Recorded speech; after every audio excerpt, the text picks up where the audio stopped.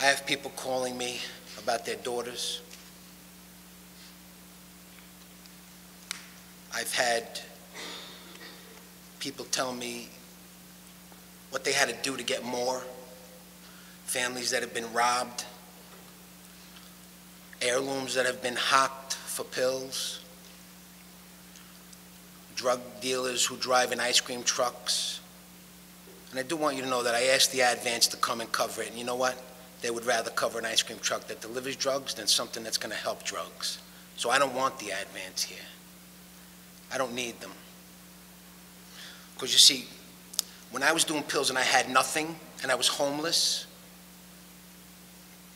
and I came back, I had a faith.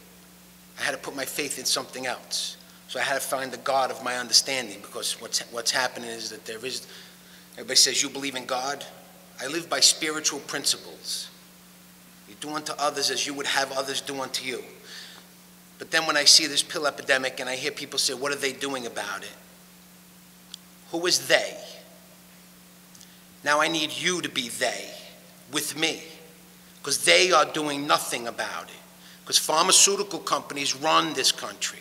Pharmaceutical countries make billions of dollars a day and help lobby in Washington. So nobody's going to let their campaign go down, and the money they get, money is power. And that's what's happening. That's why they're putting it out. That's why nobody's stopping pharmacies from getting the stuff. There's lines outside pharmacies now when they get the delivery of Oxycontin and Roxy's and Xanax sticks. And kids don't have faith. And they're bored. And people who do drugs lie. I'm going to tell you that I never met anyone in my entire life who took opiates and stopped on their own. So if anyone tells you they could stop on their own, that's a lie. See, they could stop for a short period of time, but the pain becomes too great. The pain of not doing them becomes greater than the pain of doing them, and they have to do whatever they have to do to get them. And I remember when I was a kid, and I would see people on the methadone line, and see them walking down like zombies, and say, that's never going to be me. But when I went to detox off of pills, the woman put a shot glass in front of me, and she poured a liquid in it, and I said, what is that? And she said, it's methadone. And I stepped back and started to cry, because I was what I didn't want to be, and I had no power to stop being that, because it's in the DNA. Some people can take a pill, get sick, and never take the pill again. Some people can take a drink and not want to drink again. But there are people, like not everybody has cancer, not everybody's an addict. But when somebody can't stop doing pills, it's addiction. It's a problem. It's a medical problem. And the government even says it's a sickness. It's a sickness. People who do drugs aren't bad, they're sick. They're not bad people we have to get good, they're sick people we have to get well.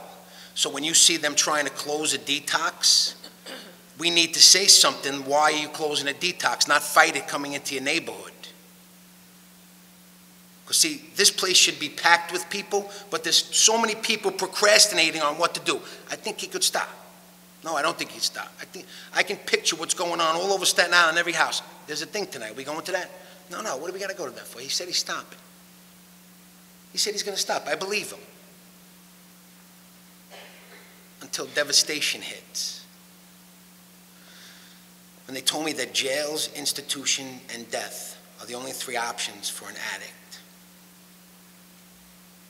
But there is recovery, and there are millions of people who recovered from a hopeless state of mind and body. I meet them every day. I speak to people every day. A guy who has 31 years without a drink, I speak to him. A guy with 40-something years without anything, I speak to him. It's possible. But people have made AA anonymous.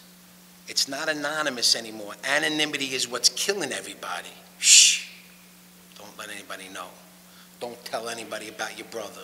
Don't tell anybody about your uncle. Don't tell anybody about your nephew, your niece. Don't say nothing. We got it. We're taking care of it. But if they had cancer, you'd want everybody over crying for them.